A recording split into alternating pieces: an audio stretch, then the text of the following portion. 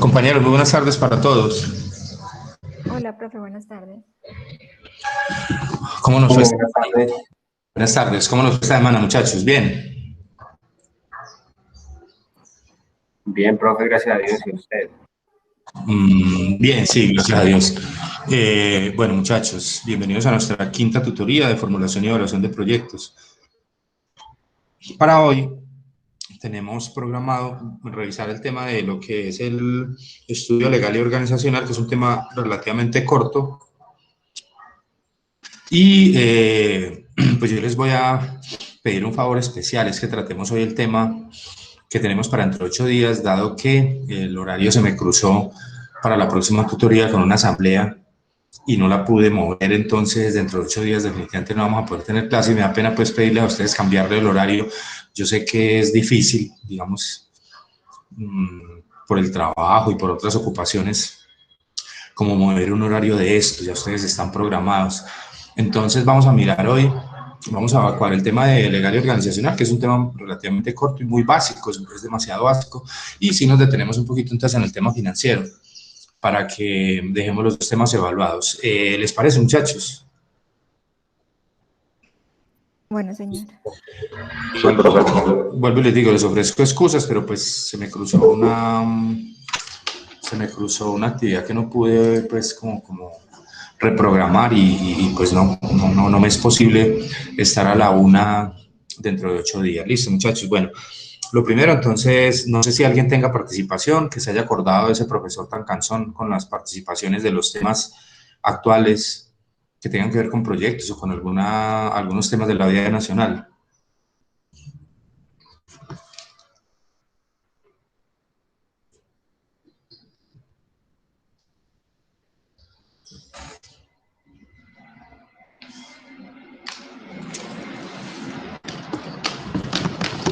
Ninguno, listo. Vamos entonces a registrar la asistencia.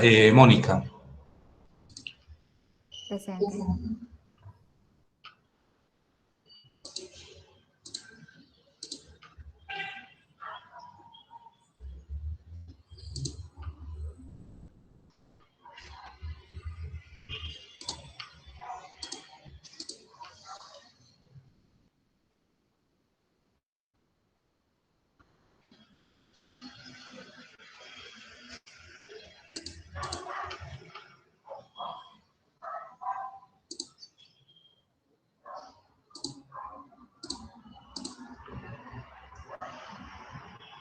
Carlos Mario.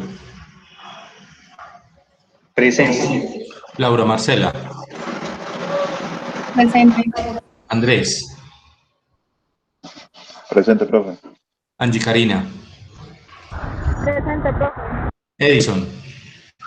Presente, profe. Michael. Presente, profe.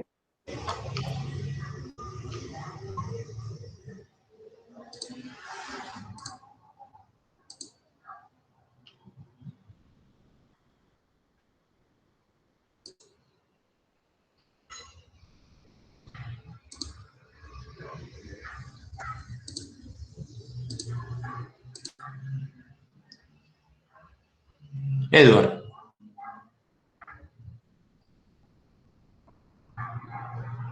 Luisa Fernanda. Presente, profe. Daniela. Daniela Valencia.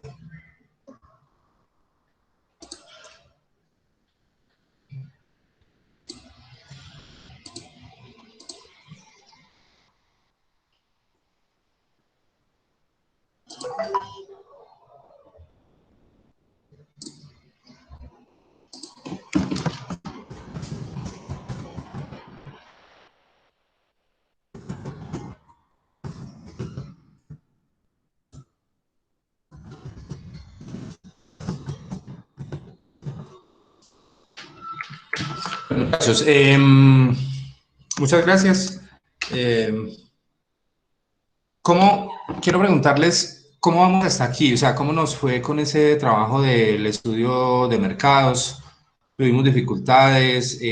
No sé, ¿qué quieren decir? ¿Qué quieren observar sobre el tema? Profe, buenas tardes. Buenas tardes, Carlos Mario. Eh, Adelante. bueno, no, pues, a ver, nosotros en ese estudio de mercado, pues, la compañera y yo, pues, desarrollamos más que todo como una actitud mucho más investigativa, ¿cierto?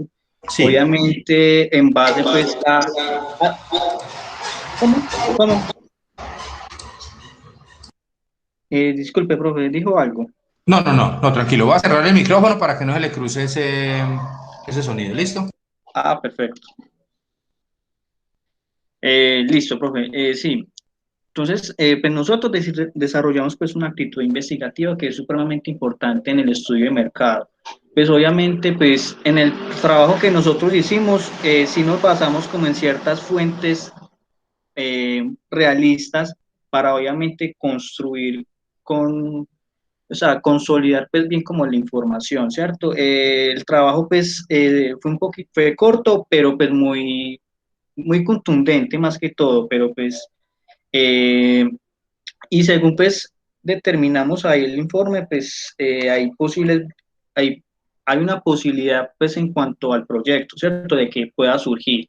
Sin embargo, pues obviamente pues hay que esperar pues emplear el estudio técnico, el estudio legal, bueno, los otros estudios que vienen. Pero pues por el momento nos ha ido muy bien pues con el proceso. O sea, no ha sido tan dificultoso desarrollar la investigación de mercado. Listo, Carlos, muchas gracias. ¿Alguien más quiere agregar algo?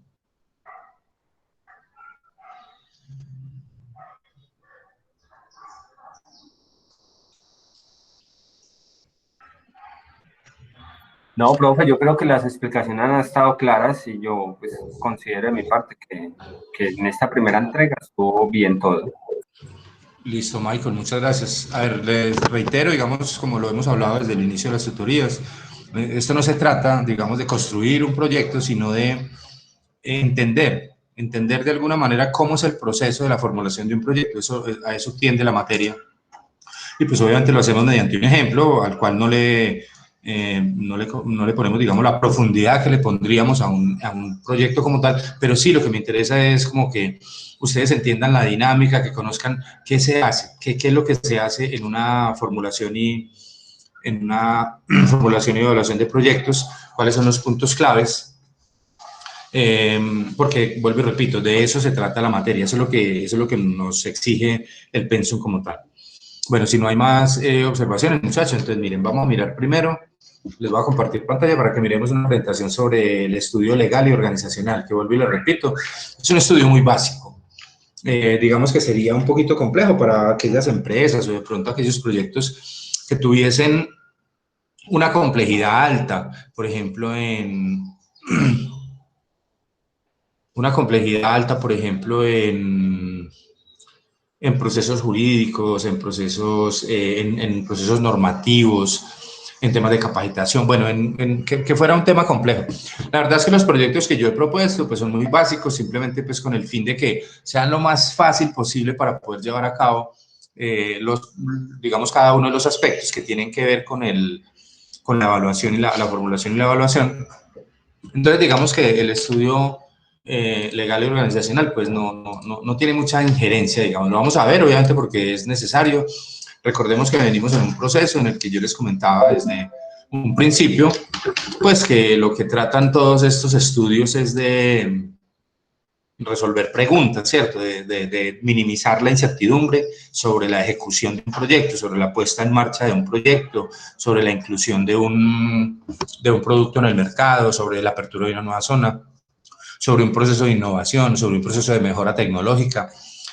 Cualquier, digamos, actividad que tenga que ver con lo empresarial, con los cambios, digamos, internos en una organización, pues obviamente serán susceptibles de ser tratados mediante una metodología de formulación y evaluación. Y eso precisamente pues es lo que estamos haciendo. Aquí vamos a mirar, ahí lo vemos, niños. Sí, profe. Bueno, lo que es el estudio legal y organizacional. Primero, hablemos un poquitico del estudio legal. El concepto del estudio legal se trata de, o sea, en ese estudio que hacemos nosotros, determinar la inexistencia de normativas que restrinjan tanto en la etapa de inversión, implementación y operación del proyecto y sus posibles costos, que restrinjan su puesta en marcha, digámoslo así. ¿Qué revisaría yo? Pues obviamente, pues si es un proyecto, por ejemplo, de alimentos, pues obviamente que no tenga alguna normatividad contraria, el INVIMA o bueno, alguna cosa, lo investigaría por internet. Pero básicamente es eso, el estudio legal lo que trata es de definir o de determinar que lo que yo estoy haciendo, lo que yo estoy proponiendo, el producto que yo estoy sacando al mercado, la mejora, la innovación y tal, está ajustado a las normas colombianas, ¿sí? Digámoslo así, si estamos en el ámbito colombiano, y que no va a haber ningún problema legal posterior a la puesta en marcha del proyecto. Básicamente eso es lo que hago. El objeto del estudio legal, entonces mirar la viabilidad legal, que es lo que ya les comenté, es el estudio de normas y regulaciones existentes relacionadas con la naturaleza y actividad económica del proyecto, es la viabilidad legal. Y lo otro ya son los temas que tienen que ver con constitución de empresa, con el tipo de sociedad que se va a utilizar, aspectos legales que condicionan la operatividad y el manejo económico del proyecto, como la constitución y formulación, la constitución y la formulación de la empresa como tal.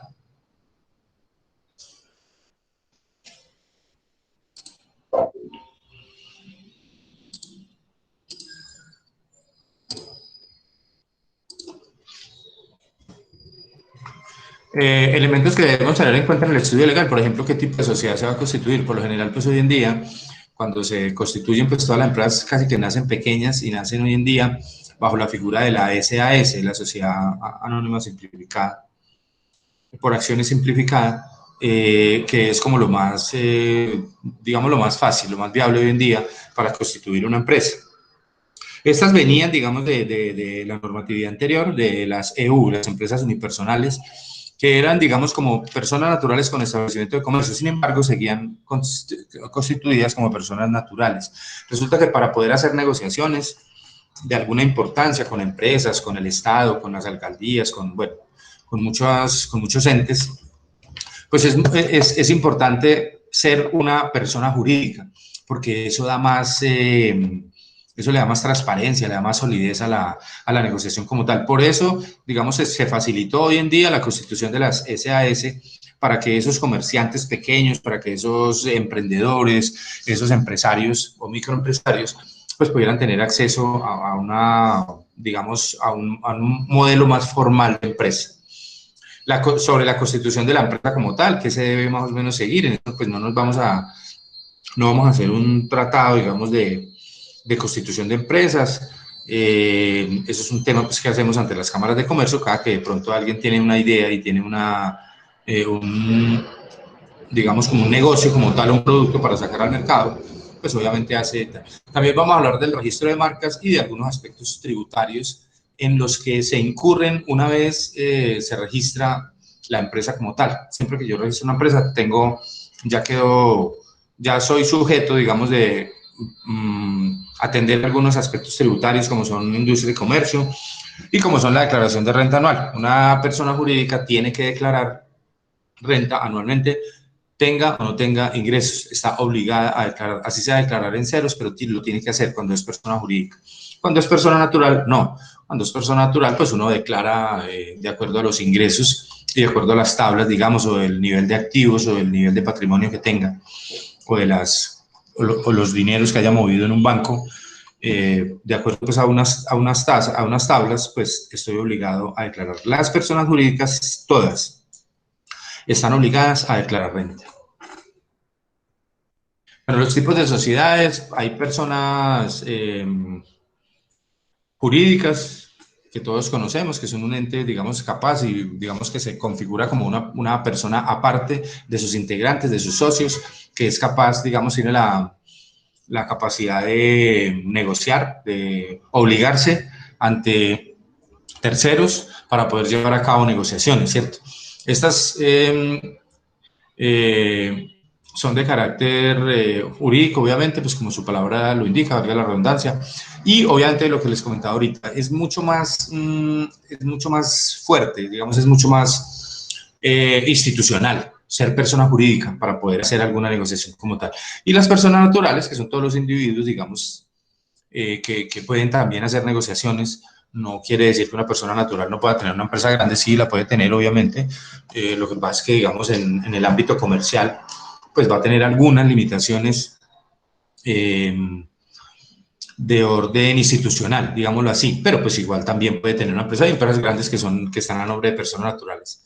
La sociedad comercial, que es un contrato a través del cual dos o más personas se comprometen a hacer aportes.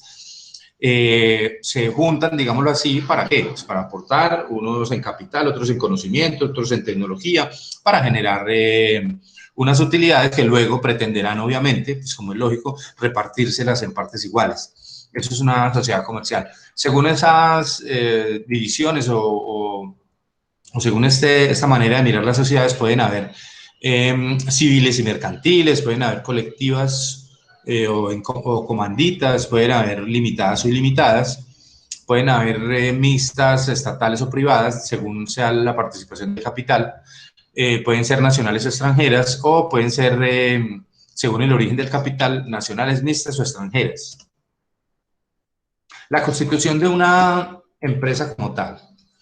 Lo primero, pues habría que elaborar unos estatutos, como unas minutas, llevarlos luego a la Cámara de Comercio, tramitar el certificado de homonimia, que es como la manera en que yo me aseguro de que no haya otra empresa, no haya otro proyecto que tenga el mismo nombre que yo estoy utilizando, que no vaya a haber un problema de demandas por homonimia, por nombres parecidos.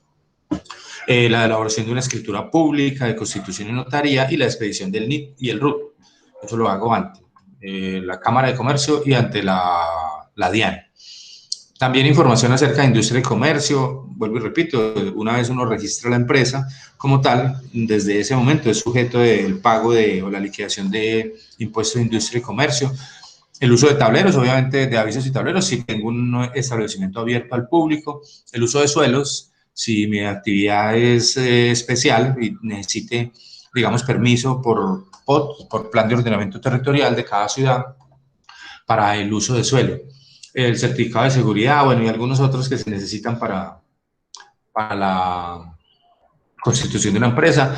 Los pasos para la constitución, pues el impuesto de registro se hace en gobernación, la inscripción y constitución en Cámara de Comercio, la inscripción de libros de comercio, pues en la Cámara de Comercio, la matrícula de industria y comercio en la Secretaría de Hacienda, el RUT ante la DIAN y el NIT, el certificado sanitario, el informativo de uso de suelos en la Secretaría de Planeación de cada municipio y el de bomberos si se necesitare, por ejemplo. Los requisitos legales, bueno, eso lo vamos a ver ahora, digamos lo que se necesita como mínimo cumplir para una formalización laboral. Ustedes saben que si yo contrato hoy a una persona que le voy a pagar un salario de 1 millón de pesos, más o menos ¿cuánto vale ese salario en total? ¿Alguien tiene idea? Con prestaciones, con cesantías, con todo.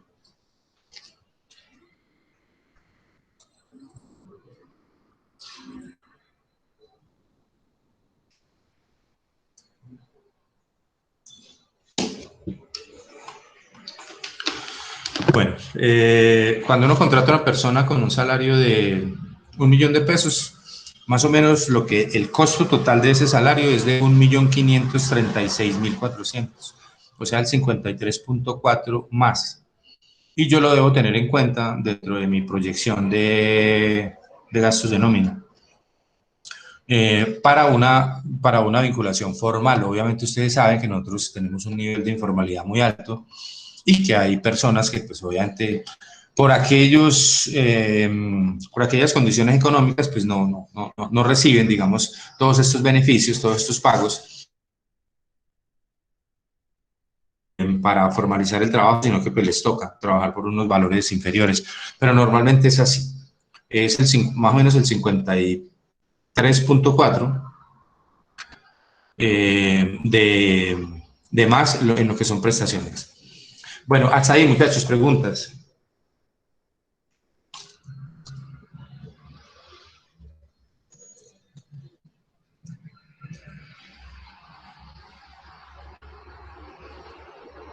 No, profe, bien. Bueno, muchachos, el registro de una marca. ¿Por qué es importante el registro de una marca? Dice, el registro de una marca o de un lema es un derecho que otorga la Superintendencia de Industria. Y también, digamos, hablando de Superintendencia de Industria y Comercio, pues a nivel local. A nivel internacional está la OMPI, que es una organización que está adscrita a las Naciones Unidas, que garantiza la propiedad intelectual, es la Organización Mundial de Propiedad Intelectual, garantiza, digamos, los derechos de autoría sobre algunos temas. Hay temas artísticos, científicos, comerciales, en los que yo puedo, digamos, registrar una marca, registrar un logo, registrar una imagen y ya poderla utilizar con exclusividad. ¿Por qué es importante registrar una marca? Pues porque mañana o pasado mañana, si yo no registro, pues puede llegar otra persona que le guste el negocio, le parezca chévere, se inventa su propia marca y lo registra. Y si lo registra, cuando vaya a registrarlo, yo no lo he registrado, pues obviamente será dueño de la marca como tal, o de la imagen, por ejemplo, me la puede quitar. Entonces es importante, por pequeño que sea el proyecto, registrar una marca. Yo por lo general registro ante la Cámara de Comercio, registro un nombre de la empresa como tal, por decir algo, Londoño Yepes Asociados, SAS, ese puede ser el nombre de la empresa, y obviamente la marca del producto como tal. Esa es importantísima, porque obviamente si mañana o pasado mañana esta marca se vuelve importante, llega a tener un buen posicionamiento, pues ya tiene un registro en una Cámara de Comercio, en una Secretaría, en una Superintendencia de Industria y Comercio, que le va a garantizar poderla utilizar con exclusividad. Una marca, hablamos de marca del producto, también hablamos de nombre comercial, de lema comercial, de marca colectiva y de marca de certificación. Nosotros vamos a hablar para el proyecto como tal solamente de la marca del producto y el nombre de la empresa como tal. Para, digamos, registrar una marca, pues nosotros tenemos que hacer ante la Superintendencia de Industria y Comercio, por intermedio de, digamos, y a través de las cámaras de comercio, una verificación previa de consulta de nombre comercial, es decir, lo que les comentaba ahorita, el tema de la homonimia. Lo primero que hago yo cuando llego a la Cámara de Comercio a registrar mi proyecto como tal, la niña que me atiende me revisa homonimia o me pregunta si ya revisé homonimia. Y entonces mira a ver si hay un lema, hay otra empresa, otro proyecto que tenga un nombre igual o que tenga un nombre muy parecido, y me dirá, hombre, no, usted no puede registrar eso así porque ya existe algo muy, muy similar. La verificación previa al antecedente marcario. El antecedente marcario, digamos, es como lo que se parezca a la marca como tal y el lema comercial. No tienen que ser iguales, digamos, para ser excluidos, pueden ser parecidos, porque hay unas marcas que, digamos, utilizan, o hay personas que utilizan, digamos, un eslogan que es parecido a otro, que ya tiene que ya tiene mucho nombre, y obviamente se benefician de eso, digamos, se van a beneficiar pues del nombre que ya tiene el otro antecedente marcario.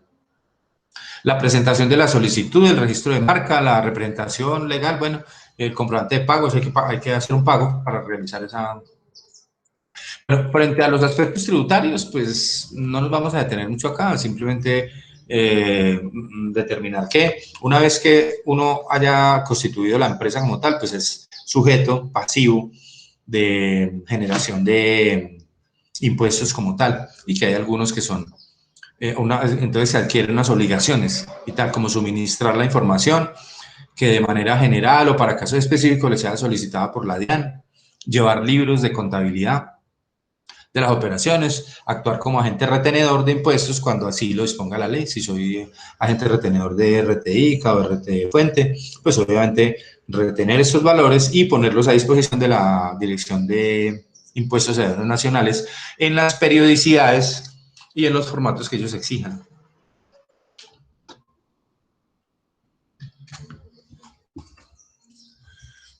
Dentro de las principales obligaciones tributarias está presentar la información en medios magnéticos que sea requerido. Bueno, esto digamos que lo conocemos de pronto en alguna medida en la empresa donde trabajamos, o bueno, donde hayamos tenido oportunidad, digamos, de conocer un proceso. Somos sujetos de presentar impuestos sobre la renta, declaración, impuesto al patrimonio, impuestos sobre el valor agregado, sobre el IVA, las retenciones en la fuente, industria y comercio y el impuesto predial. O sea, esas son como las básicas, fuera de otras que de pronto el gobierno en algún momento a otro, perdón, en algún momento determine por una reforma tributaria que haya que haya que tener en cuenta. Muchachos, hasta aquí preguntas sobre el estudio legal.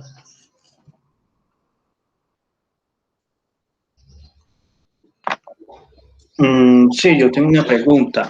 Sí. Pues, teniendo en cuenta pues, el tema documental que es, o sea, con Cámara de Comercio, DIAN, eh, no sé si también podemos incluir ahí normativas que cumplen pues como al proyecto. Un ejemplo, yo tengo mi empresa de reciclaje, pero mi empresa de reciclaje cumple según los parámetros del decreto 596. Entonces, no sé si en términos normativos de ley también debamos incluirlo en, pues, ahí en el proyecto, o solamente esa parte de No, Cámara de sí, Comercio. no, sí, se debe mencionar. Recordemos que el objeto del estudio legal, el objetivo del estudio legal es determinar restricciones legales, ¿sí? Obviamente sí, si el negocio está enmarcado dentro de un decreto especial, dentro de una normatividad especial, pues yo tendré que hacer alusión a que se le va a dar cumplimiento o que se le está dando cumplimiento a esa normativa. Por ejemplo, cuando son alimentos o medicamentos, pues tendrán que tener una certificación del INVIMA para poder operar. Claro, digamos que lo que yo les acabo de comentar es como lo básico, ¿cierto? Es como de la revisión de las normas contrarias y de la documentación o de los trámites que se llevan a cabo para hacer el registro de la empresa como tal. Pero por fuera pueden existir, claro, según el tipo de negocio, por ejemplo, ese tema del reciclaje, entiendo que eso es muy normal, es un tema muy normatizado hoy en día, eso tiene unas connotaciones ambientales especiales, entonces deberá cumplir con algunas otras normas.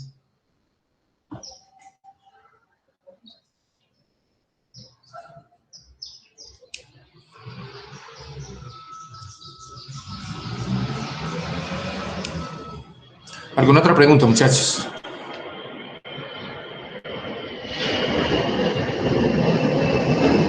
Sí, profe. Entonces, ya quedó claro pues como esa explicación. Entonces, nosotros en el documento, ¿cierto?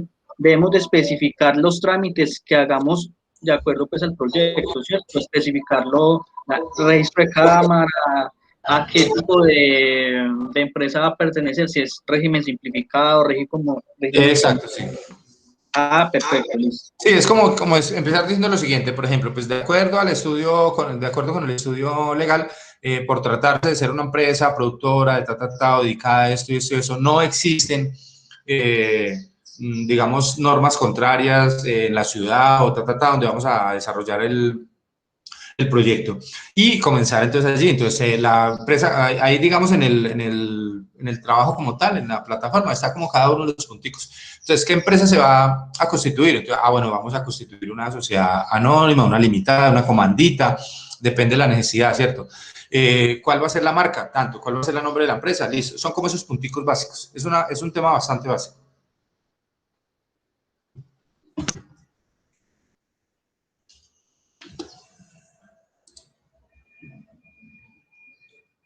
¿Alguna otra pregunta, muchachos?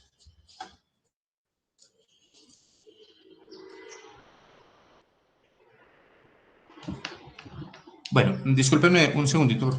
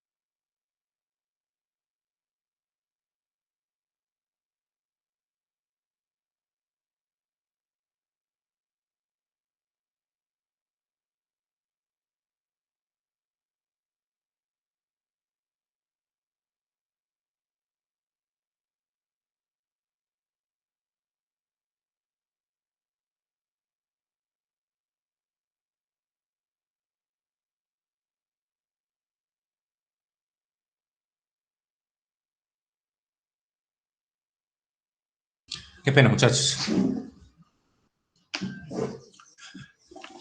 Bueno, vamos a mirar entonces lo que es el estudio organizacional. Dentro de ese estudio, es una sola entrega, el estudio legal y organizacional, viene lo siguiente.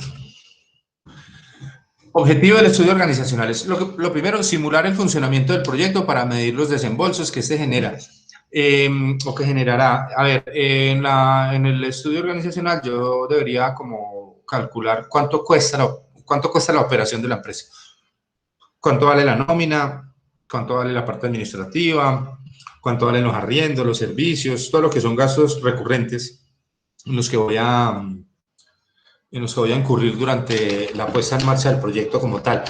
También habla del dimensionamiento físico de oficinas y dotaciones, el nivel de los cargos, los procedimientos, los gastos. Habla de cuantificar los elementos que componen estos rubros en términos monetarios y su proyección en el tiempo son los objetivos que busca el estudio organizacional. Es decir, una vez yo tengo como la información de los ingresos que vienen como del estudio de mercado, me los voy a imaginar, recuerden, en esto estamos siendo muy imaginativos, unos ingresos potenciales que voy a tener allí por la venta de productos. Tengo también del estudio técnico pues unas inversiones iniciales en activos fijos, en preoperativos y en capital de trabajo, de los que habíamos hablado hace 8 días.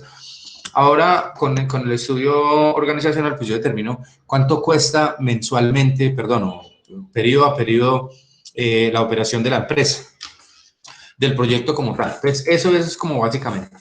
Los efectos de las variables organizacionales son de manera directa la inversión y los costos asociados al tamaño de la operación. Siempre tendrá una relación directa con el tamaño de la operación, o sea, con el número de empleados, digámoslo así, con qué tan pesado sea el organigrama para poder operar. Habrá unas empresas, unos proyectos que digan, hombre, aquí necesitamos mucha gente, necesitamos 100 operarios, necesitamos unos supervisores, luego de eso necesitamos unos coordinadores, necesitamos un jefe de planta, un director financiero, un director comercial. Bueno, son estructuras que se vuelven cada vez más pesadas, ¿cierto? Pero también puede existir el organigrama simplemente pequeño, que hay un jefe, una secretaria, un contador y un área, por ejemplo, de producción y ya, y un área comercial, sí, un esquema mucho más pequeño. Eso lo vamos a diagramar ahí, digamos, en el proyecto como tal. Es un diagrama muy básico, como para entender qué clase de organización vamos a tener, o de departamentalización mejor. Y de manera indirecta, los costos de operación derivados de los procedimientos administrativos. El contenido de ese estudio organizacional debería ser el siguiente: las bases para definir la estructura organizacional, es decir, para definir qué tan grande, qué tan pesada va a ser esa estructura, qué tan departamentalizada va a estar la empresa o el proyecto, de acuerdo obviamente con el tamaño. La estructura organizacional, que es el organigrama funcional, lo que les comentaba ahorita. Entonces vamos a diagramar un pequeño dibujito que me diga, mire, aquí está el gerente, aquí está el contador, aquí hay un área de operación, un área de producción, un área de ventas, tal, listo. Y aquí están los operarios. Eso es como básicamente. La definición de los puestos de trabajo, vamos a hacer la definición para un cargo solamente. Por ejemplo, el supervisor de producción, ¿qué tiene que hacer este señor? Ah, bueno, entonces, señor, las funciones son estas, estar pendiente, tal, qué perfil debe manejar. Es como definir eso, todo lo que tenga que ver con lo organizacional. La tabla de salarios, digamos, no la vamos a hacer a fondo, pero pues sí vamos a calcular, vamos a imaginar más o menos cuánto va a valer la nómina de la empresa, porque la vamos a necesitar para calcular los gastos. El costo de la organización como tal, en general, el manual de políticas de la empresa y el reglamento interno. Sobre las políticas simplemente vamos a hablar. Recuerden que cuando hacemos trabajos de planeación estratégica, nosotros hablamos entonces de una misión, una visión y unos valores corporativos. Aquí esas políticas se parecen como a los valores corporativos, es decir, manual de políticas de la empresa, es que se va a trabajar con idoneidad, con experiencia, con honestidad, bueno, todas estas cosas. Y el reglamento interno, pues simplemente lo dejamos mencionado. ¿Por qué? Pues porque hacer un reglamento interno, eso es un cuento bastante largo. Eso tiene que ver con abogados con especialización laboral y tiene que tener un permiso especial o una verificación especial del Ministerio del Trabajo. Entonces, sobre eso no vamos a hablar. Las bases para definir la estructura organizacional de la empresa son, entonces, lo primero, la actividad de la misma, o sea, ¿a qué se dedica? Eso es una base para definir esa estructura. El tamaño, importantísimo. ¿Qué tan grande va a ser la empresa? ¿Cuántos empleados va a tener? El nivel de tecnología es importante, la naturaleza del negocio, a qué se dedica, la relación beneficio-costo de la organización, es decir, cómo es esa utilidad que se obtiene por ese negocio, de acuerdo con lo que el mercado a mí más o menos me diga, ¿sí? Y por último, construir esa estructura organizacional. Esa estructura organizacional, o el organigrama funcional, entendemos por estructuras como los diferentes patrones de diseño. Esto debe obedecer a unos aspectos. Primero, o sea, estamos hablando de tipos de organigramas, ¿sí? Entonces, aquí debe obedecer a unos aspectos como la flexibilidad, la productividad, la calidad, el trabajo en equipo, la multidisciplinariedad, que es importante manejarla porque, pues, yo no debería tener dentro de la empresa una persona para que sirva el tinto y otra para que lave el pocillo, no, sino que esa persona pues debería hacer las dos cosas. No sé si sea claro, o sea, la multidisciplinariedad habla de que yo puedo tener unas personas que están encargadas de varias actividades sin necesidad de incurrir en mayores gastos. Así, yo podría establecer cuál es la estructura. La que más se utiliza es la lineal, que es esta que está acá, simplemente un presidente, un jefe y tal, y aquí hay unas áreas importantes, una vicepresidencia, bueno y tal. Aquí hay una matricial que es más democrática, digamos, que trabaja como por áreas. Una circular, hay una por departamentos, hay una híbrida que utiliza lineal y matricial a la vez, y hay una monofuncional. Por lo general, ¿yo qué hago? Yo hago una lineal, ¿sí? Es decir, aquí está el jefe máximo, pues el gerente, el propietario, el director, tal, y luego de aquí se derivan unos cargos, ¿cierto? Aquí entonces aquí está producción, aquí está ventas, aquí está finanzas, bueno, no sé. Y luego de aquí entonces se derivan unas coordinaciones o unas jefaturas, jefe de producción y tal. Y aquí abajo pues estarán ya, digamos, los operarios o las personas de planta o el front office que llamamos nosotros, las que están al frente de la operación como tal. Entonces, esto como para, simplemente como para definir cuál va a ser la estructura organizacional de la empresa o el diagrama. Definir los puestos de trabajo, como les comenté, pues vamos a definir uno, cualquiera, un operario, un coordinador y tal. Vamos a decir, hombre, este es un cargo, se llama supervisor general o supervisor de producción, sus funciones son tales, tales y tales. Esto con base, digamos, con qué objetivo. Ustedes saben que en todas las empresas grandes se presentan unos temas bien curiosos y es que hay unas personas que llevan muchos años trabajando y hacen el trabajo muy bien, pero ese trabajo no está documentado. Entonces, el día que esas personas que llevan muchos años se incapacitan, ese puesto queda muerto porque nadie sabe. Por ejemplo, en todas las oficinas hay una Inesita que hace el trabajo muy bien, que lleva 30 años trabajando y tal, pero cuando Inesita se incapacita, nadie sabe qué hace Inesita. Entonces se necesita saber y por eso lo documentamos, por eso lo llevamos digamos, a perfiles de proceso como tal. ¿Para qué? Pues para cuando Inesita no esté, pues pueda llegar otra persona y simplemente mirar el manual y decir, bueno, listo, este cargo se trata de esto y esto y esto, estos son los requerimientos, estas son las funciones, estas son las responsabilidades y pueda continuar con el cargo. Entonces es como un poquito formalizar ese tema. El costo de la organización, en esto vamos a ser imaginativos, es decir, nos vamos a imaginar, ahorita les vamos al esquema en el diagrama, pues en el Excel para construir el estudio financiero, ¿cómo nos vamos a imaginar esto? ¿Sí? ¿Cuánto vale la empresa como tal? Pues, ¿cuáles son los costos relacionados? Nómina, mantenimiento, seguros, arriendos, servicios públicos, depreciaciones, todo eso. Y por último, el manual de políticas de la empresa que les ha comentado, sobre esto no vamos a ahondar mucho, simplemente vamos a hablar de algunos valores institucionales que vamos a manejar y el reglamento interno lo dejamos pues ahí como simplemente como un requisito, pero no lo vamos a mirar a fondo, vuelvo y les repito, porque pues, construir un reglamento interno de trabajo puede ser un cuento de varios años dentro de una empresa. Muchachos, ¿preguntas hasta ahí sobre estudio legal y organizacional?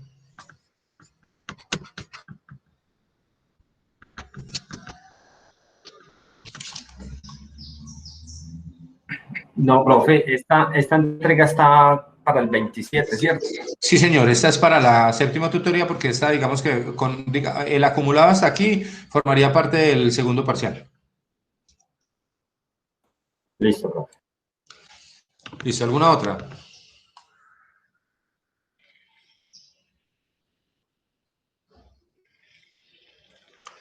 Bueno, muchachos, entonces vamos a pasar, como les comentaba ahorita, a mirar el tema del estudio financiero, que es el último de los estudios del proyecto como tal. Entonces, hablamos de lo siguiente. El estudio, ahí lo ven, ¿sí? Sí, señor. Bueno, el estudio financiero tiene como primer objetivo clasificación de las cuentas del proyecto, determinar las inversiones, las que ya habíamos, digamos, establecido desde la tutoría anterior, las inversiones en activos fijos, las inversiones en preoperativos y las inversiones en capital de trabajo. Definir los costos y gastos del proyecto, los ingresos del proyecto y los estados financieros. En un estudio general, digamos en un trabajo general, deberíamos presentar un flujo de caja del proyecto, un estado de resultados, un estado de fuentes y aplicación de fondos, un EFAF, y un balance general. Siendo los más importantes aquí, para la toma de decisiones, el flujo de caja del proyecto y el EFAF, el estado de fuentes y aplicación de fondos, para entender con el flujo de caja del proyecto, el flujo de efectivo, cuánto dinero recibió el proyecto en un periodo determinado y en qué se lo gastó, en qué lo utilizó.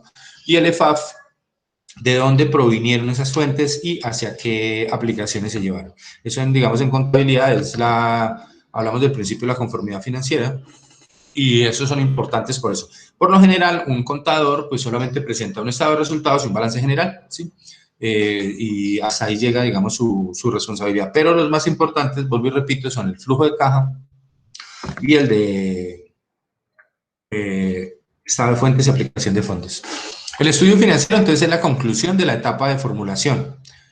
Allí al estudio financiero llega la información de todos los otros estudios, llega la información del estudio de mercados, ¿con qué? Con las proyecciones de demanda potencial, de posibles clientes que van a comprar, de precio de venta, precio del producto, como lo vimos en el estudio de mercado. Entonces, de multiplicar esa demanda potencial por ese valor del producto, pues va a salir los ingresos iniciales y de ahí va a comenzar a construir una proyección. Ahorita lo vamos a ver en el Excel que se ve más fácil. Sistematizar los resultados económicos de los demás estudios, ya lo dije, ¿cierto? El de mercado, el técnico, legal y organizacional. Calcular las cuentas financieras, capital de trabajo, depreciación de activos, amortización de preoperativos y valor de salvamento del proyecto y definir la estructura financiera del mismo. Dentro de la clasificación, bueno, esto es, digamos, financiera 1, contabilidad financiera 1, no nos vamos a detener acá. La clasificación de las cuentas, nosotros tenemos egresos por inversiones y aquí los tenemos determinados, ya lo sabemos, ya habíamos hablado de eso en el estudio técnico, como los activos fijos, el capital de trabajo y los gastos preoperativos.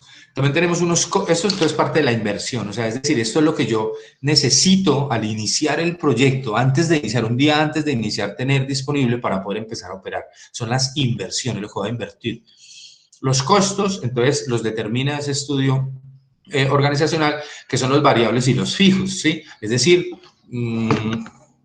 los arrendamientos, la materia prima, bueno, todo eso que tengo yo que llevar allí para poder generar la producción. Y por último, los gastos también son egresos que pueden ser administrativos, de ventas o de distribución, que son aquellas erogaciones, digamos, que hacemos dentro de la empresa y que no tienen que ver con el costo de producción. Son otras, el salario de la secretaria, del mensajero, del gerente, de todo el personal administrativo, ventas y distribución. Y tenemos en cuenta entonces los ingresos que pueden ser por varias, digamos, por varias causales, digámoslo así. Uno por venta de productos, que debe ser el principal, ¿cierto? Por la venta diaria de los productos que yo hago. Otro por venta de activos, por reposición de activos, ¿sí? Hay un activo que ya lleva un tiempo, una máquina, bueno, no sé, un edificio, una planta. Entonces decido venderla para comprar otra. Entonces ahí recibo un ingreso por un valor de desecho, por la recuperación del capital de trabajo como tal y por la venta de desechos de sus productos.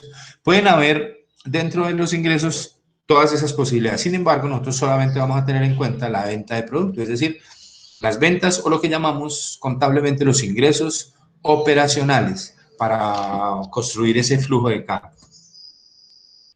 Las inversiones, bueno, ya sobre esto ya hemos hablado, qué son activos fijos, qué son preoperativos y qué es capital de trabajo o lo que llamamos el activo circulante. ¿O hay alguna pregunta allí, muchachos?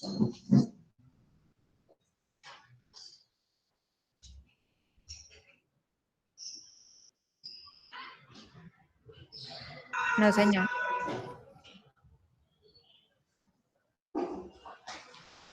Bueno, entonces eso frente a las inversiones como tal.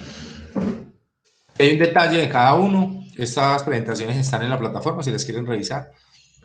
Inversiones en activos fijos, inversiones en operativos y las inversiones en capital de trabajo. Hay como una definición de cada uno. ¿Qué es el capital de trabajo? Hay una fórmula, que es la diferencia entre los activos corrientes y los pasivos corrientes. Las inversiones que puedo hacer en capital de trabajo.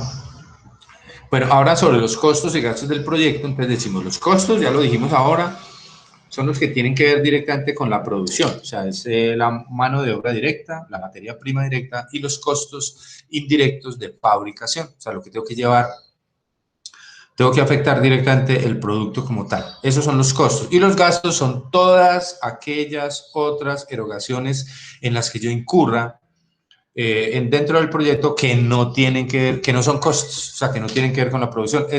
Todo el resto, digamos, una definición genérica, todo el resto que está por fuera, digámoslo así, es gasto. Los costos están relacionados entonces con la producción o con la consecución del producto directamente. Y los gastos se refieren a egresos necesarios para operar en el negocio. Los conceptos más comunes de gastos son generales, generales de ventas, de distribución, amortización de gastos preoperativos, bueno, todo lo que no tiene que ver con la producción como tal. Los gastos financieros.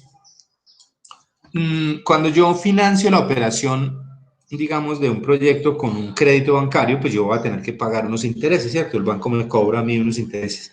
Esos intereses los voy a llevar a un gasto financiero y lo voy a descontar, obviamente, del flujo de caja antes de calcular la utilidad antes de impuestos, para después calcular los impuestos, la provisión que yo hago anualmente para pagar los impuestos y por último, obtener la utilidad neta, es decir, lo que en realidad, en últimas, me va a dejar el proyecto como tal. Dentro de estas fuentes de financiación que puede tener la empresa, puede tener fuentes internas como las ventas, que son las fuentes, digamos, idóneas. ¿De dónde debería una empresa sacar el dinero para las operaciones diarias? Pues de las ventas, ¿sí? No debería ir al banco ni ir a pedir prestado a una parte o a los socios, no. Debería ser autosuficiente y eso es lo que, digamos, perseguimos en un proyecto y en finanzas perseguimos como conformidad financiera. Es que el proyecto sea autosostenible. Entonces, las fuentes internas son ventas de productos como tal, venta de activos, utilidades no repartidas. Y como fuentes externas podemos tener financiación de corto plazo con los bancos, como sobregiros, cartas de crédito, aceptaciones bancarias, descuentos, bueno, financiación a mediano plazo, donde podría utilizar créditos de fomento, podría utilizar leasing, factoring, crédito internacional o crédito de proveedores. Y financiación a largo plazo, que la utilizaría, digamos, como para la compra de maquinaria, de equipos de transporte, que fuese necesario. Entonces, esas son como las fuentes de financiación, pero entonces, recordemos, esas fuentes tienen un costo, que es el gasto financiero como tal, lo que yo tengo que devolverle a esa entidad, pues por los dineros que me va a facilitar. Aquí hay una definición de cada uno, no la vamos a mirar. Y vamos a mirar la representación de los flujos de caja. Aquí lo que está hacia abajo son inversiones, que está en rojo, son inversiones, y lo que está en verde hacia arriba son los ingresos. Entonces yo calculo en un diagrama de flujo de proyecto cuáles fueron las erogaciones, las salidas de dinero, las inversiones que yo tuve que hacer acá, frente a qué, frente a las entradas o a los ingresos futuros, para calcular una rentabilidad. Eso lo vamos a ver ahorita. Los elementos, digamos, que debe tener, o las formas que debe tener ese flujo de caja son las siguientes. Mira, aquí hay un flujo de caja proyectado. ¿Nosotros qué tenemos? En este flujo de caja tenemos 5 periodos. Tenemos un saldo inicial, que sale de qué? Pues de ese capital, de esa inversión en capital de trabajo, que nosotros desde el inicio, digamos, del proyecto dijimos que debíamos guardar, es una platica, lo que es el colchón para comenzar las operaciones. Luego tenemos unos ingresos operacionales. Después de esos ingresos vamos a descontar un costo de venta, lo que tenga que ver con la producción como tal, y eso, de esa diferencia, me va a salir un rubro que se llama utilidad bruta en ventas.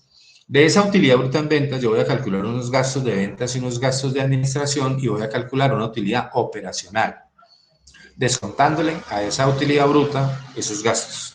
Luego voy a calcular los gastos financieros. ¿Qué son los gastos financieros? Pues los intereses que le voy a pagar al banco por ese crédito que me otorgó, en el caso de que haya sido así. En el caso de que no, hay proyectos que me dicen, hombre, no, nosotros no vamos a utilizar crédito, sino que el dinero va a salir como aportes netos de los socios. Entonces no habrá gastos financieros. Luego entonces pasaremos a una utilidad antes de impuestos y por último vamos a calcular una provisión del impuesto de renta, el 35% generalmente, eso es en la ley colombiana, y por último una utilidad neta. Nosotros nos vamos a imaginar de que esto que queda aquí en utilidad neta, estos valores son cash, o sea, son efectivo. O sea, nos vamos a imaginar de que todo lo vendemos de contado y todo lo compramos de contado, es decir, no le debemos a nadie ni nadie nos debe, para facilitar el ejercicio. Obviamente en la vida real pues no pasa así, resulta que hay una empresa que tiene unas ventas de 500 millones, pero resulta que la mitad lo hace a crédito. Entonces, para el flujo de caja, ¿yo qué tengo que tener en cuenta? Pues 250 millones solamente, porque el resto estará en cartera, en cuentas por cobrar. Entonces, para efectos del flujo de caja, yo no tengo en cuenta eso. Para la contabilidad normal, la contabilidad tradicional, sí se tienen en cuenta esas ventas, independientemente de si se han hecho a crédito o de contado, porque la legislación colombiana está hecha para eso, para que las empresas tributen mucho sobre unas ventas que probablemente todavía no han recibido. Entonces es un juego, digamos, contable. Entonces, les repito, nosotros nos vamos a imaginar que cuando yo hablo de utilidad neta, hablo de efectivo, es decir, de venta de contado y pago de contado. No le debo a nadie ni nadie me debe. Entonces, este dinero que aparece aquí, estos valores que van a aparecer aquí en utilidad neta, son flujo de caja libre, es decir, cash. ¿Es claro, muchachos?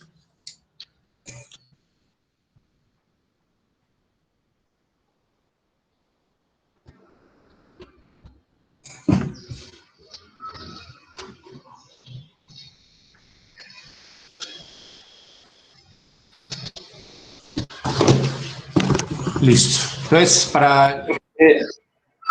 sí. No, pues, profe, bueno, no, pues yo viendo esta parte, sí es un poquito, pues yo viéndolo pues, desde el punto de vista pues, administrativo, sí lo veo un poquitico complejo. Sin embargo, pues, bueno, vamos a ver. Pues, a ver, sí, la idea es obviamente identificar esa parte financiera, ¿cierto? De acuerdo pues a esa estructura. Pero pues yo sí personalmente la veo un poquitico complejo, pues esa parte, pero pues sí, la idea es estructurarlo. Bueno, Ese estudio. Sí, es la idea. Vamos a tratar ahorita con el Excel y yo se los cargo, creo que ya está cargado en plataforma, es un ejemplo. Vuelvo y repito, es imaginación, nos estamos imaginando ingresos, costos y tal para generar unas utilidades. Pero lo vamos a mirar desde el Excel y ahí ya miramos qué tantas dudas nos quedan. ¿Listo, Carlos? Perfecto, profe, muchas gracias. Bueno, mire, los indicadores que vamos a calcular para definir la viabilidad del proyecto desde el punto de vista financiero se llaman valor presente neto o VPN y la tasa interna de retorno.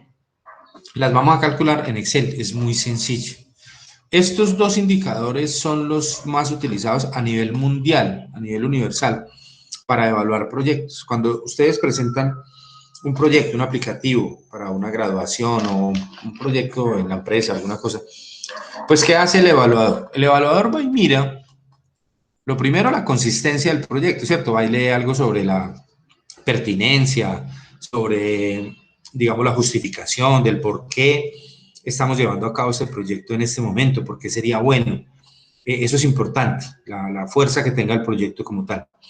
Después va a mirar una coherencia, y esto no se les olvide, muchachos, siempre les van a evaluar esto. Yo soy evaluador de de proyectos, siempre les van a mirar la coherencia entre los objetivos y las conclusiones.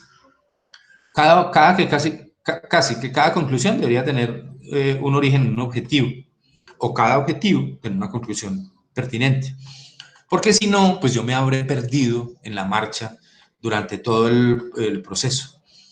Entonces, es importante lo primero, la pertinencia, la justificación, la fuerza del proyecto, como el por qué lo vamos a hacer. Segundo, la coherencia entre los objetivos y las conclusiones. Y por último, ese evaluador va a ir a mirar la parte financiera, ¿sí? Y entonces va a mirar la fuerza de las cifras. Y va a mirar el valor presente neto y la tasa interna de retorno. ¿Qué tan reales son? ¿Qué tan viables?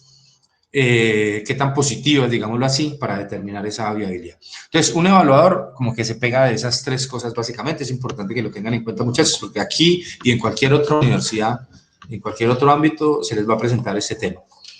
Bueno, vamos a mirar entonces ahorita este archivito de Excel. ¿Ustedes lo ven ahí? Sí, profe. Bueno, entonces vamos a imaginar, esto todo es imaginado, ¿cierto? Entonces vamos a imaginar que hay unas ventas que inicialmente representan 900 millones y que de aquí en adelante, del primer periodo en adelante, tienen una fuerza, tienen un aumento inercial. ¿Por qué? Pues por conocimiento del producto, por mercadeo, por posicionamiento, por tal. Generalmente, pues nosotros queremos que las ventas suban y si lo hacemos bien, pues deben subir. Entonces ellas van subiendo en los 5 periodos, ¿cierto?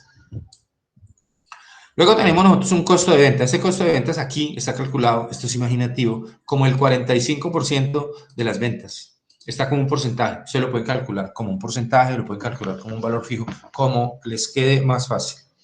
Este es el costo de ventas. Aquí iría entonces la materia prima directa, la mano de obra directa y los costos indirectos de fabricación. Luego entonces,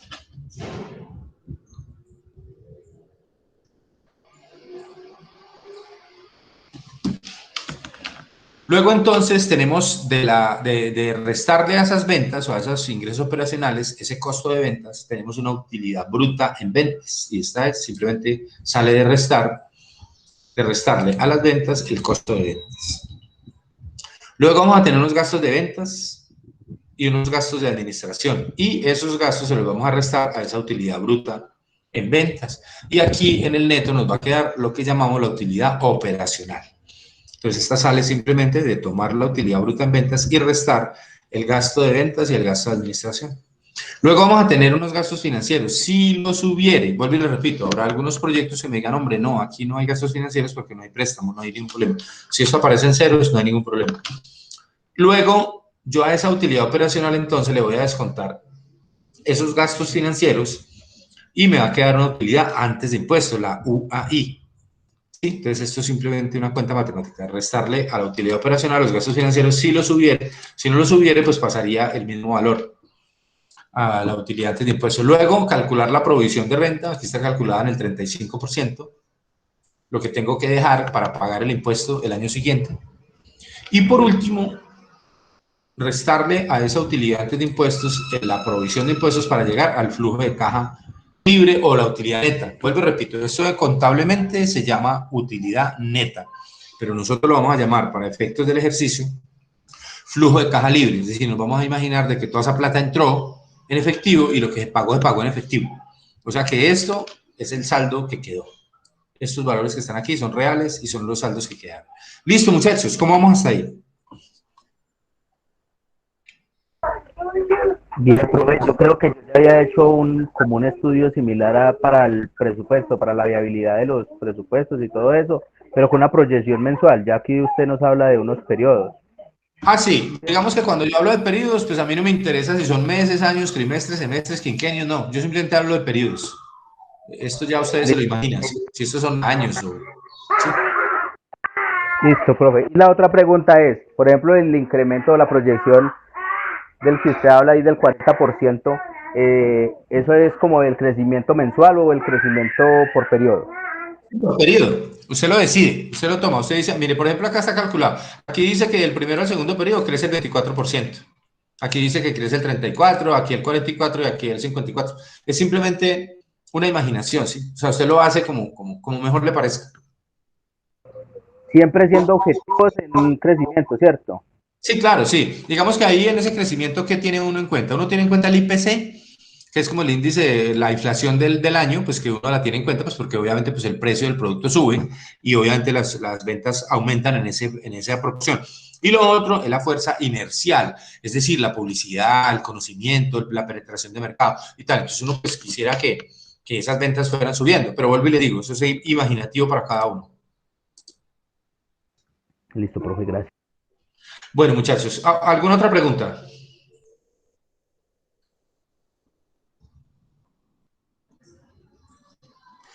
Bueno, entonces, para calcular esos indicadores, que es lo último que vamos a hacer para llegar al estudio financiero, hacemos lo siguiente, muchachos. Nosotros tenemos una inversión inicial. Aquí me la estoy imaginando. Por los proyectos de ustedes habrá una inversión inicial, recuerden, es la suma de los inversión en activos fijos, preoperativos y capital de trabajo que están determinados, deben estar determinados en el estudio técnico. Entonces, la inversión inicial, yo la pongo aquí. Esta tasa mínima de retorno requerida, esta inversión inicial es de 1.000 millones. ¿Sí? La tasa mínima de retorno requerida es como una expectativa, es decir, a ustedes los van a llamar mañana a participar en este proyecto, ¿cierto? Les van a decir, venga, vamos a montar un proyecto allí, necesitamos que usted invierta. ¿Cuál es la primera pregunta que usted hace cuando lo invitan a invertir en un proyecto de eso? ¿Qué se imagina?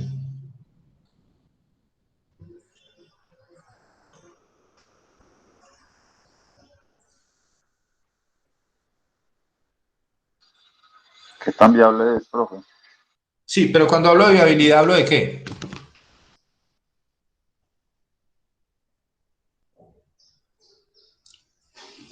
Por lo general hablo de una tasa de rentabilidad, muchachos. Cuando yo voy a participar en un proyecto, pues lo mínimo. Yo voy al banco y abro un CDT, lo primero que me digo, ¿cuánto me van a pagar? Le vamos a pagar el 6%, el 7%.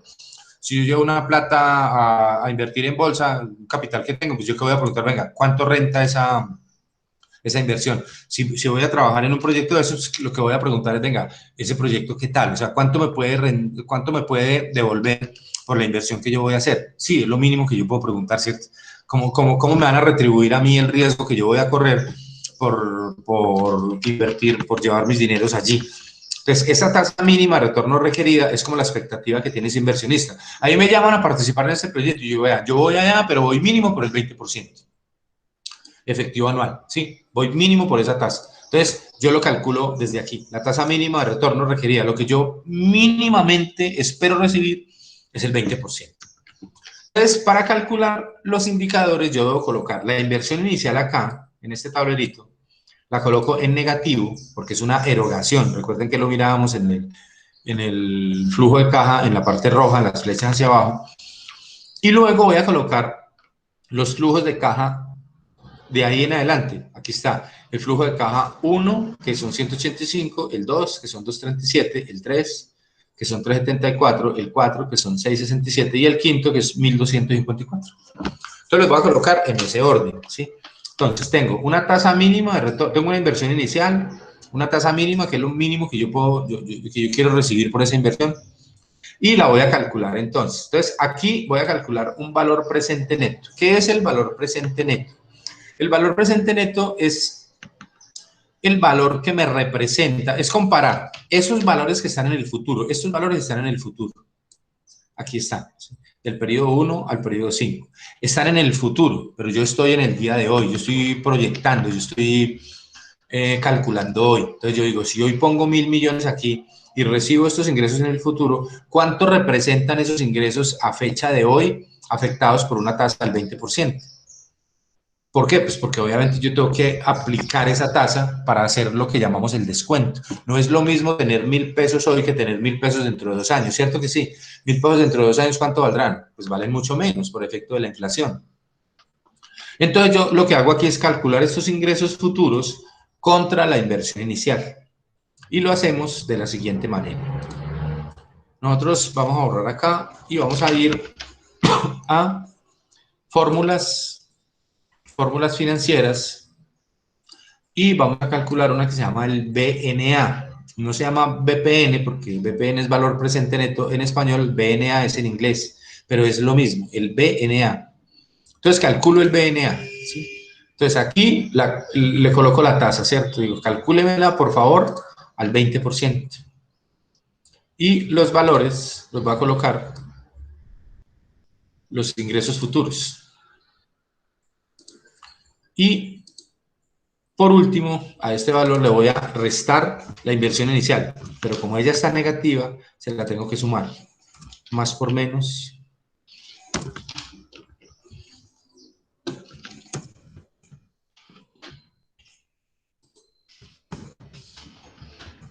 A menos, ¿sí?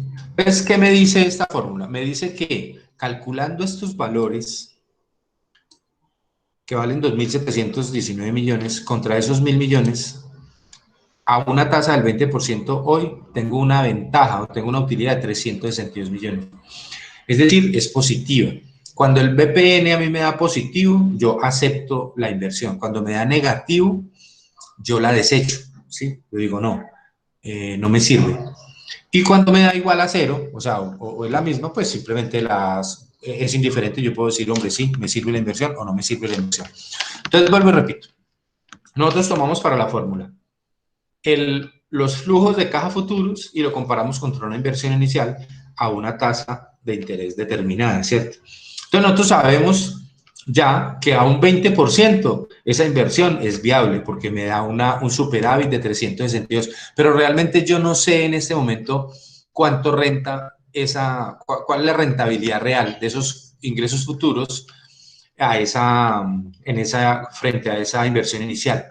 Entonces voy a calcular la tasa interna de retorno. La tasa interna de retorno es la tasa a la que en realidad están atados esos ingresos en el futuro comparados con esa inversión en el presente.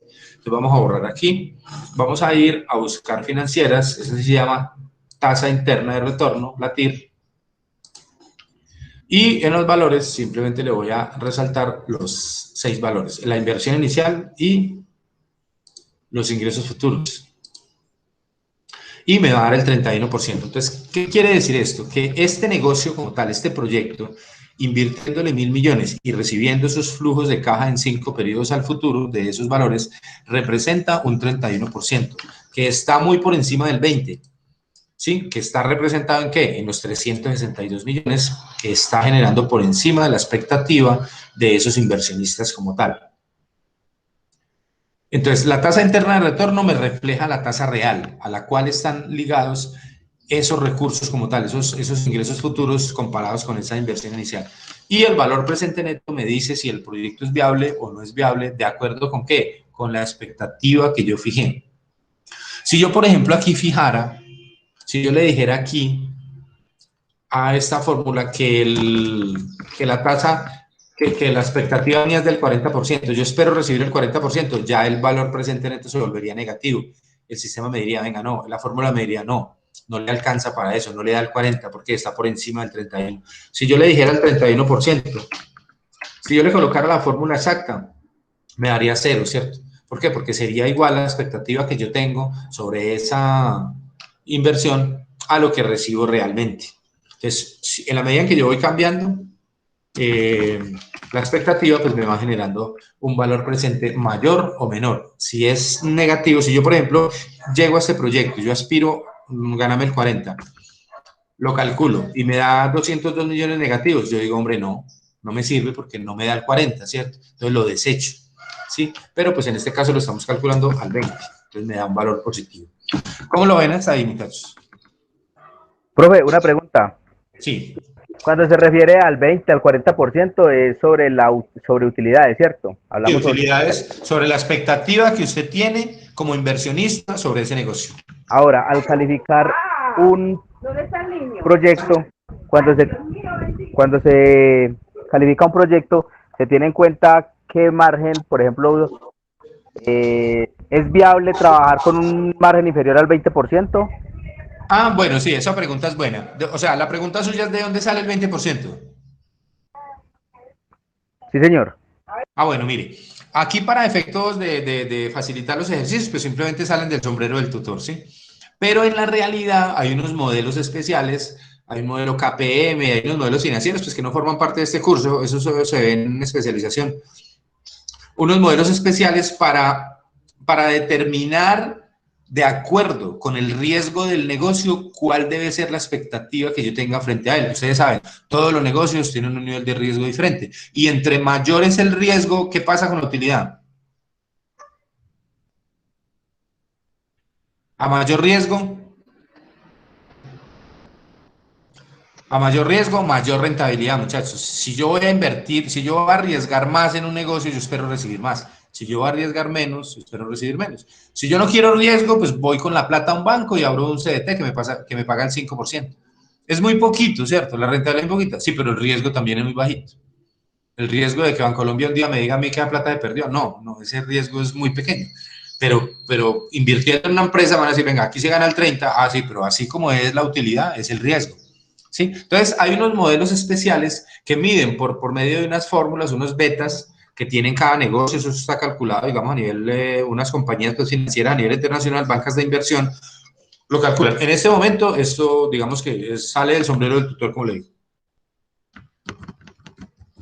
O sea, es su imaginación. Usted puede decir, mi negocio, ese negocio mío, yo voy a esperar el 30, listo, y lo calcula con el 30. Ok, profe, gracias. Listo, ¿qué otra pregunta, muchachos?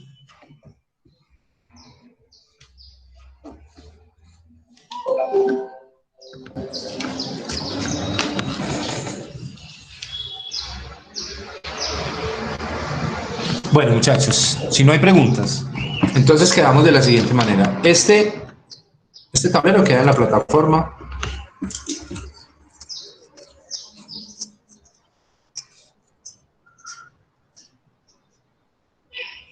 Profe, ¿usted nos regala estas plantillas? ¿Cómo? ¿Usted nos regala estas plantillas? Sí, claro. Todo esto queda en plataforma. Bueno, entonces, para dentro de 8 días, que es 20, tenemos la entrega del estudio técnico, ¿cierto? Para dentro de 15 días tenemos la entrega del estudio legal y organizacional, que fue lo que vimos ahora, y para el final tenemos la entrega del estudio financiero. Tienen tiempito, ¿cierto? Vuelvo y lo repito, dentro de 8 días entonces no nos podemos ver. Yo voy a estar muy pendiente por las dudas que ustedes puedan generar. Yo sé que este tema financiero, pues digamos, eso no es difícil, ni es nada que no podamos entender. Lo que pasa es que son cosas que como no trabajamos cotidianamente, pues nos generan algún nivel de estrés, pero eso realmente es sencillo. Eso está inventado, se llama Excel, él calcula todas las fórmulas y tal. Entonces, no sé, muchachos, si no hay más preguntas, dudas, reclamos, dejamos aquí por hoy.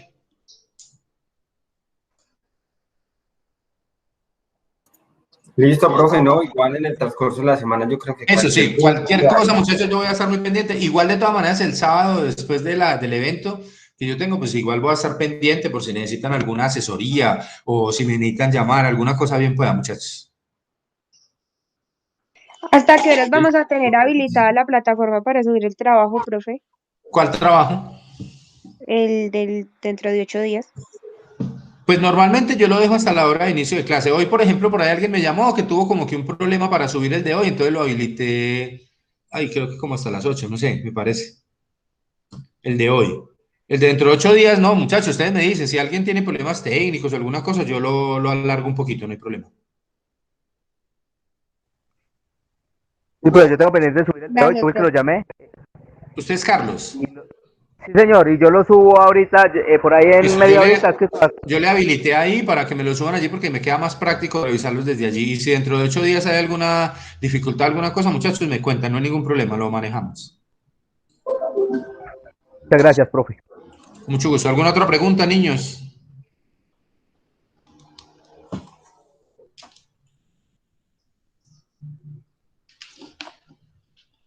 Bueno, si no es más, entonces nos veríamos dentro de 8 días, muchachos. Cuídense mucho, por favor, y Dios los bendiga. Listo, profe, gracias. Feliz fin de semana. Gracias, profe. A ustedes, muchas gracias, niños.